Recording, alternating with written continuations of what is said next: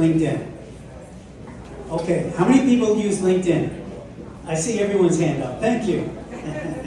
So what we want to talk about these next couple of sessions is, we want to hear from LinkedIn experts, not just LinkedIn and social selling, but personal brand and how you yourself go to market.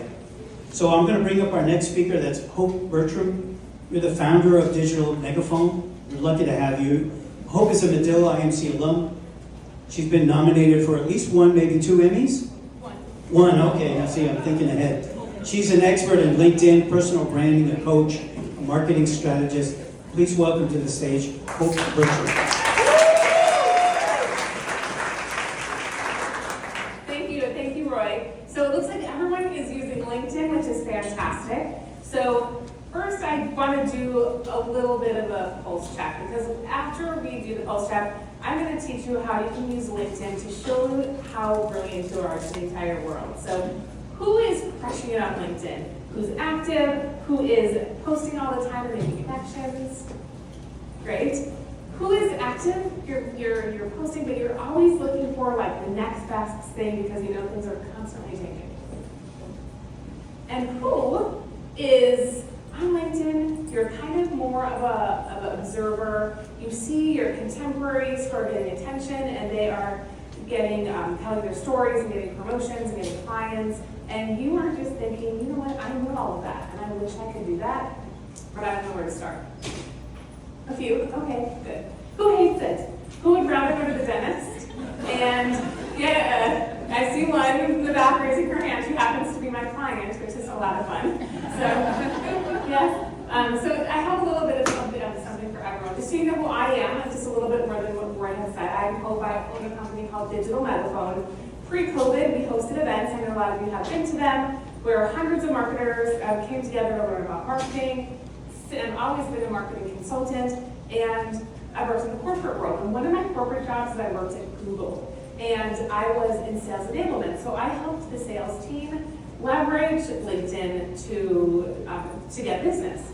And since then, I really have a passion for learning about LinkedIn. I've spent thousands of hours finding the best tips and tricks, and what I've done today is I've brought them all together and I've distilled them down for you so you don't have to do all the work. So there is going to be a lot of information in the next half an hour.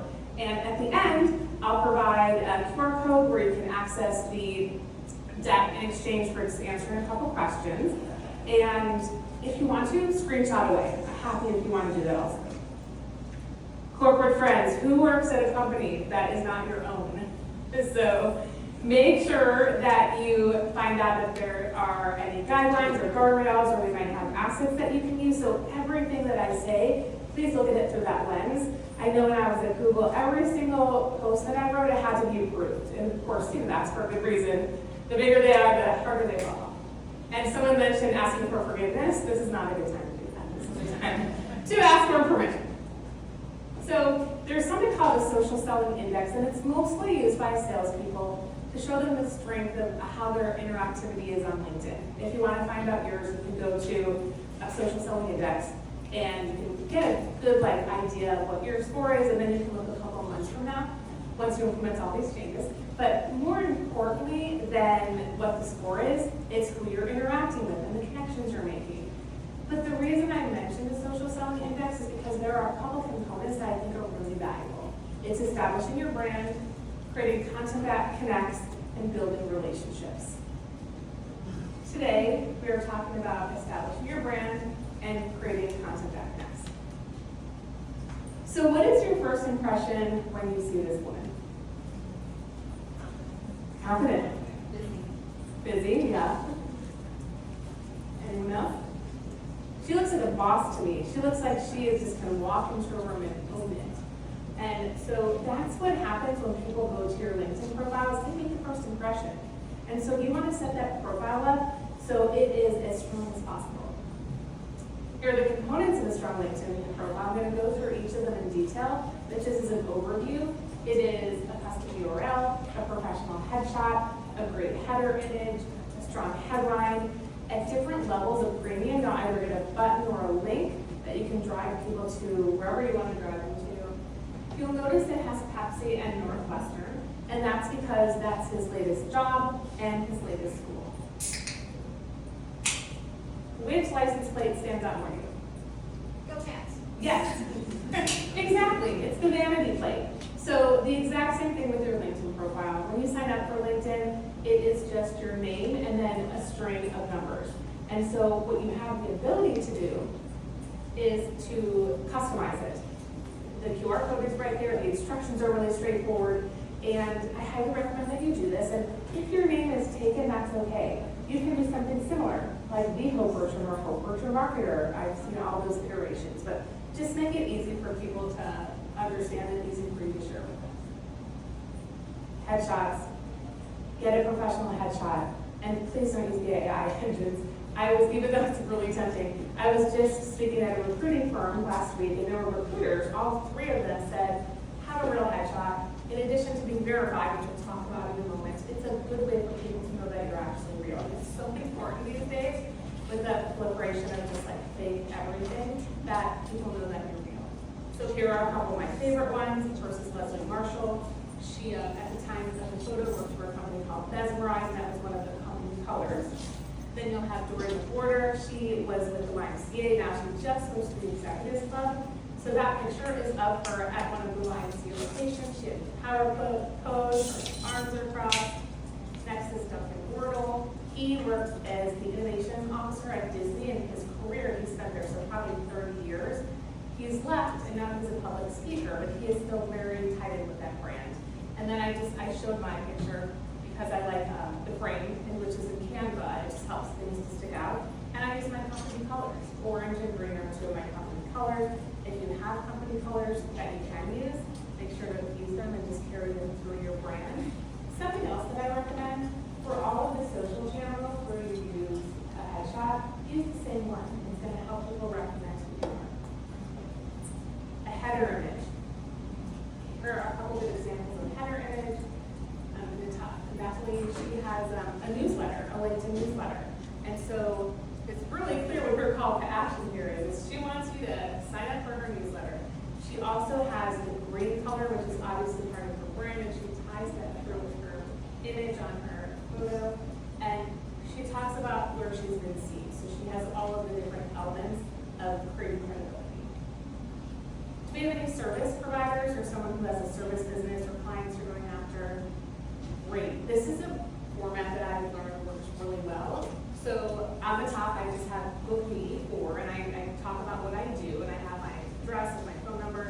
And then on the other side, on the right-hand side, I talk about my exact services. So it's really clear right from the header what I do and how I can help people. I also have, I can mention it at Forbes, and then all the other, and Tribute, and the other companies are ones that I work for. Who has something that they're proud of professionally? Rita? Yes. Yes, I'm proud professionally because despite or against all the odds, I was able to build my own business. I've been in business for 18 years with 8 employees, and we are strong. And I feel really proud that every single step in my career, good, bad, unexpected, search after, have been taking me where I am. I'm not very close to be perfect or be great, but I feel proud of how much I achieved. Excellent, thank you, that's fantastic. And Barbara? Did you raise your hand? No, okay. Good. Cool, good. So your headline is your elevator pitch. It's your chance to tell people who you are in 220 characters. A really good format, Marissa is using. She has her title, she has her accomplishments, she has job highlights, and what she has to offer. She also separates each one with a slanted line. You can also do it with a straight liner, an emoji, or some type of star. Of course, we're going to leverage AI to help us out. And I'm not going to read this all, but just something that I wanted to stick out here is that one thing that you can do, specifically with ChatGPT deep research, which is really the best one for digging into the actual research and looking into LinkedIn with accuracy, just ask them to leverage headlines of other influencers in your category. And you know what? It's not so that you're going to copy them, it's just so that you're going to use them for inspiration. Something else I like to do at the end of every prompt is I always say ask me 5 questions at a time so that you'll get all the clarity you need to answer this problem. In Verify, we have Ari who's here. She's actually going to be leading one of our LinkedIn Lives on how to drive traffic to your website, just giving tips on how to do that. You'll notice she's verified. That's really important too. Again, with the age of everyone being fake, this really helps others identify you as real, and it helps you identify other real profiles. She also has a really great profile. I just want to mention it. She's an author. She talks in bold about what she does. She's talked about where she's been seen and where she's spoken. So you can just see at a glance that she has credibility. Oh, and also, I love it that she has a link. And I love her call to action. You need advice, book a one-to-one. It makes it really easy to connect with her. Your services section. This is your chance, again, for people who are service providers to talk about the services that they offer. A couple little glitches, because of course LinkedIn isn't perfect, is if you upload a video, these are 2 videos, it actually just has whatever the video is. And it doesn't have any title that you put. So for this one, this is Jody Blanco. You'll be hearing from her in 35 minutes or 40 minutes. She has 2 different sides of her business. She talks in schools about the anti-bullying movement, and she also has a corporate side. So we needed to find a way to differentiate that. So we uploaded the 2 videos, and we showed the video about where she was on CBS Evening News about working with schools, and then the other video was just for professionals. You can also put something in the featured section, which I highly recommend. It will let you feature anything that you want to stand out. It can be a white paper, it can be just a blog post about just a celebration or something your team did or a promotion that you got. Just a couple things to keep in mind. Always pay attention to what's showing up. You can see in Drew's, he has a couple that are really great. He talks about a few different things, but you notice the one in the middle, like something's wrong with the image. So that's when you just keep an eye on your own profile, and you want to go in and you want to fix that. Then you want to see Marissa, who posted pictures, awesome pictures, and she wanted to celebrate her team. But look what happened. Look what's happening. The heads are getting cut off. So if you use an image, make sure that the whole thing shows up, and you might want to create one where there's more clearance up top, so that you have that space to show what you want. The next is creating content that connects. You want to post on your wall like you want to go through life, like you want to do marketing. It's the 80-20 rule. 80% of the time you want to be talking about other people, and 20% of your time you want to be talking about what you have to offer. There's lots of different kinds of posts. I want to feature a couple of them. One is your comments and your interactions with other people on their posts. That's content. And that is helping to build relationships, and that's something that you want to be doing a lot of the time. Also, video. Video has a really, LinkedIn has placed a very big importance on video, so it's important that you pay attention to it. It's also a really great content, which I'm going to explain in a minute. So, did I say video was important on LinkedIn? You did. So, one of my favorite ways to leverage video on LinkedIn is to do a LinkedIn Live. Do we have any people who've done LinkedIn Lives or listened to a LinkedIn Live? So you need 150 followers or connections to host a LinkedIn Live. And LinkedIn Live videos, and this makes so much sense, they get 7 times more reactions and 24 times more comments than just a native video that you might post, or just a regular video that you might post. And it makes sense. People are there, they're interacting. A couple tips about best practices when creating a LinkedIn Live. When I do them, I always create the LinkedIn Live actually event ahead of time, a couple weeks ahead of time.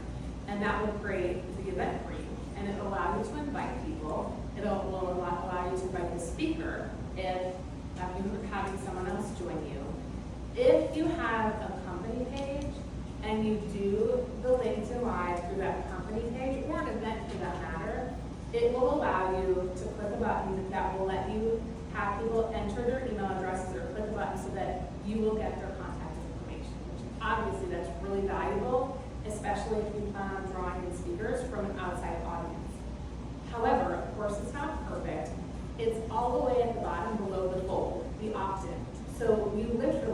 like scroll down and see it as far as someone registering. So I always put a big message, it's not pretty, at the top, and I say, if you want information about future events, please scroll down and check that box. It's kind of a little. Also, just post a video on your wall. So it's getting started, and it's really great to at least have a plan to get started. The second is trending topics. Have you guys been scrolling either on your phone or on your desktop, and you see these horizontal videos with just random topics? Those are trending topics. They've evolved a lot. They used to be just people like, posting videos, like vertical videos from their phone. Now they're more curated. If you see a topic that you get and it's like, why am I goldfish? And you obviously you don't want to post about that. That's fine. You click on that, and at the top you'll be able to scroll through a bar and see different topics, and then you can go and you can post your own vertical video. Some of them get a lot of traction. Again, since LinkedIn is posting a really big emphasis on video, it's good to at least try and post something. The power of repurposing. Once you have a video, and this is my secret weapon, and I'm actually doing a LinkedIn Live in September about this, there is a tool that I'm in love with. It's called Cast Magic. You can take a video, and from that video, you can create a podcast, you can create a LinkedIn post, you can create a bunch of shorts, and several other things. So even if you're just doing video and then repurposing it, and you don't even post it anywhere, it's still just a valuable tool, a way to get. Okay, y'all know how to define develop a content strategy, so I'm not going to go through this word by word, but of course you can leverage AI to help you with your content strategy. And I'm just going to go through just the major parts of defining the goal and who your target audience is, your content mix. For the first two, I just use a generic. For the content mix, I've listed just what I would do typically for my audience. And definitely the more information you feed it, the better. So you want to tell it that 80% of the post should provide insights into information for our audience. And you can post, like I post something about my guests. And when you have a ChatGPT Pro, you can create a project folder and upload different types of information so that it can pull from that information when it puts any output out there. So I have information about who speakers at upcoming events are, and my bio, and what I do, and who our audience is, and what's interesting to them. And that helps the output be more valuable. I'm a huge fan of Claude for this.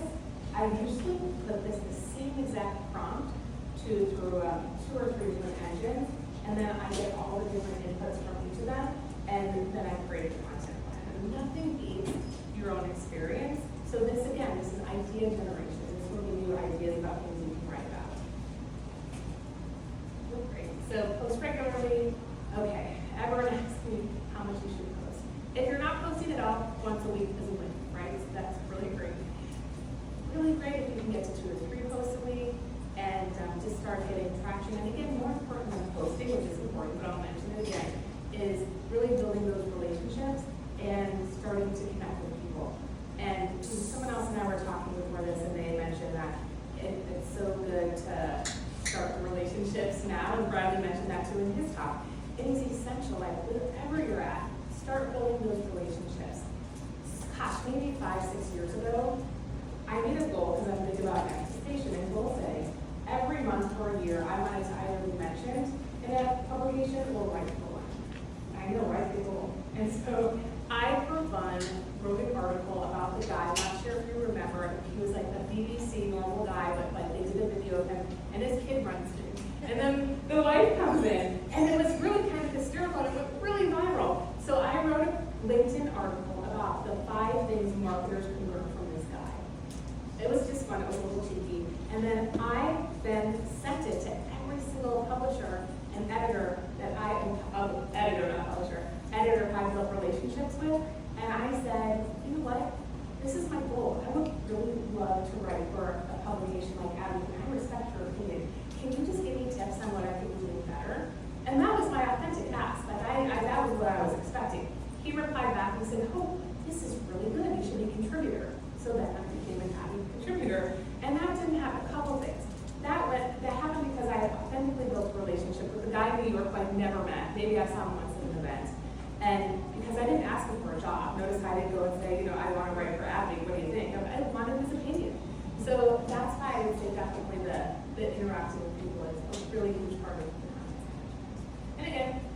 clarify questions and just give me information that will help the other. LinkedIn like a CMO. So I leveraged ChatGPT research and I looked into these 19 CMOs to check out what they're doing on LinkedIn. So do you want to do that? You need another screenshot? That was too quick?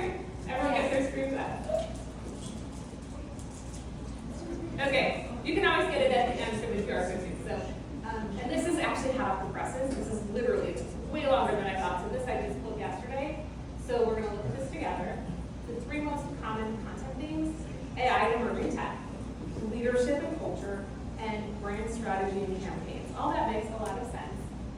They use text and images most, and short native videos aren't very used by them. And the external links they use for posting press, speaking engagements, or podcasts, either interviews or their own podcast. Then you can see what their external link patterns are here. Something really interesting is that, well, it's interesting but expected. They don't interact with people's posts. And that makes a lot of sense for a CMO because the bar is really high, right? I mean, they have some reverb, or they have some big responsibility when they actually respond to someone. So they're not responding a lot.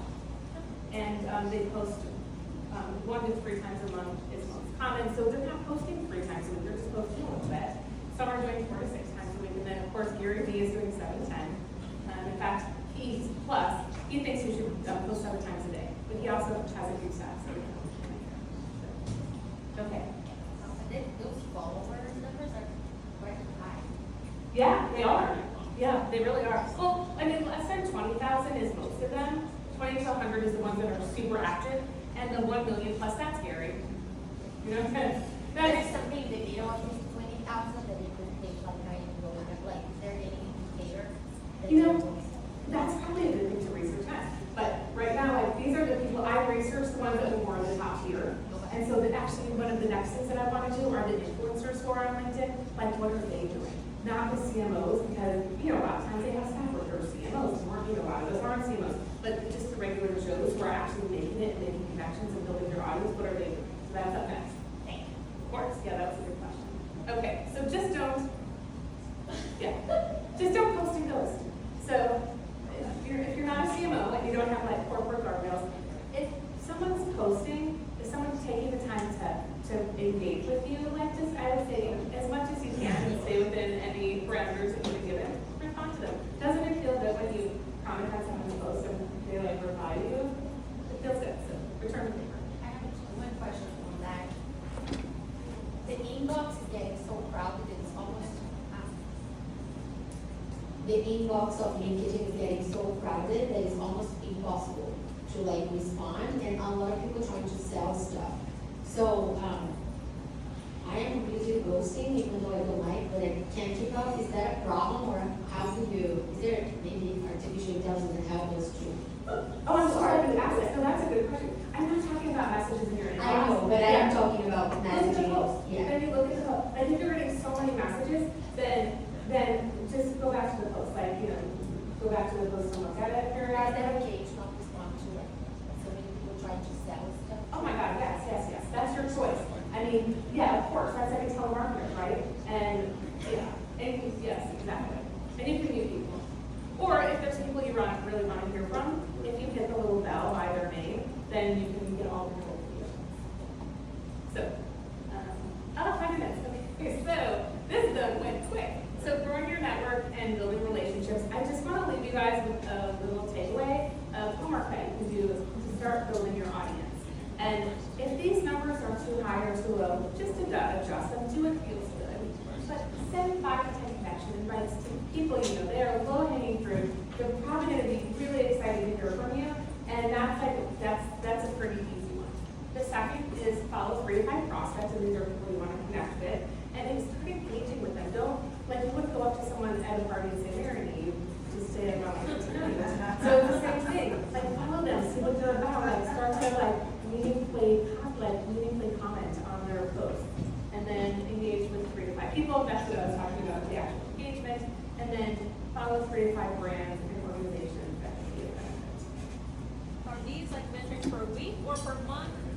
This is technically per week, but again, like, whatever feels right. If 5 to 10 in a week is too much, then do 2, like, do what feels good, but no, the more work you put in, the more you'll get out. And then the last thing is, here's a QR code that will give you access to the slides. I'm just asking that you like answer the survey with a couple little questions. Medill is also going to send out a survey, so please also answer that. But this is just questions about the event, about me here and other things you'd like to hear. Also, it talks about different events that we have coming up, and so that will give you access to that. Thank you, everybody. I hope we're here. What is the value proposition between posts, articles, and newsletters on LinkedIn? I still get confused, and I post all the time about where I'm going to find value as somebody who's trying to influence. That's a really great question. So, a post there's certain lengths, and off the top of my head I can't quote them, but a post has a certain length, and once it gets too long, it has to be an article. And then a newsletter is a totally different ballgame, because what that does, and I actually have a whole section on newsletters that we don't have time to get to, is that it will allow you to build your audience on LinkedIn, and when you set up your first newsletter, it will send a notification to everyone that follows you that you started this newsletter and ask them to opt in. So I can give you a longer answer, but we have 2 minutes left answer. And then I see Jody raising her hand. So I also just want to give you a little party trick, because we're going to be going into the tabletops next, and then afterwards going downstairs for a That's what drink. I was gonna ask, don't forget the trick. I know it. So if you go to your LinkedIn profile and you go to the search bar and you click on it, you will see something that looks like a QR code. If you click on that, a QR code will come up that you can show to people, and they can scan you or you can scan them, and it's just an easy way to connect. So, thank you. Great trick. Okay. More questions before we go to the next one? This is so valuable. Oh, thank you. Thank you. Any more questions? How many people feel better about their own LinkedIn skills as a result of what we just did? I do. Another question coming up. Hi, what did you know about the fake job offers that are in LinkedIn? Because I hear that's part of the marketing strategy. Some companies actually post jobs that are not real jobs, and they just want to increase people following through the jobs. You know, that is the job search thing isn't my expertise. So I'm just giving you how I feel, not an expert answer. You know, you gotta be careful, and that's also why it's important to make sure it's a real company. You never want to, I'm gonna say the obvious, you never want to pay for anything like interviewing with someone, and you never want to give out your personal information. No, that's a huge, huge problem, and it's horrible because you're wasting your time. So that's what I think of it. I think it should be a better way to do it. Yeah. Okay, thank you very much, all. Thank you. That was wonderful.